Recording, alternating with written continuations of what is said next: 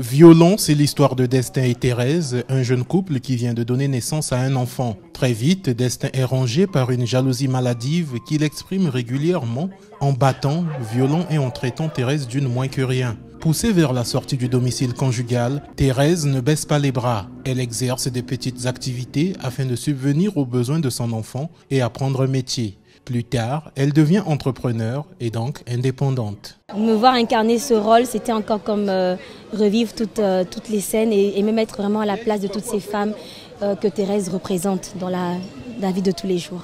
Thérèse représente pour moi une femme forte, une héroïne, je vais l'appeler comme ça, parce que beaucoup d'entre nous, beaucoup de femmes aujourd'hui n'ont pas ce courage-là de se relever, n'ont pas ce courage de dire je m'en vais, je pars, n'ont pas le courage de se dire j'abandonne tout le privilège que j'ai, je vais me reconstruire moi toute seule avec mes propres moyens et avec un enfant. Donc pour moi c'est ça Thérèse. Pour le réalisateur de ce film qui dure 1h05, le message à retenir c'est surtout la reconstruction d'une femme meurtrie, victime du rejet et de la violence physique par l'homme pour lequel elle a tout abandonné, sa famille, son emploi, ses amis. C'est une histoire de cœur pour moi, c'est un film, un cri de cœur qui part de la reconstruction, c'est comme ça que j'appelle ça, la reconstruction de la femme.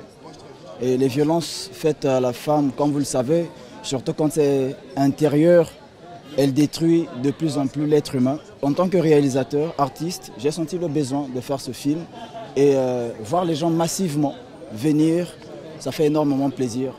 Violon, comme l'indique son titre, vise à susciter une prise de conscience et à sensibiliser le public aux différents aspects de violences sexistes, comme les violences conjugales, les violences sexuelles et leurs conséquences. Le week-end prochain, il sera aussi projeté à Pointe-Noire avant d'être commercialisé.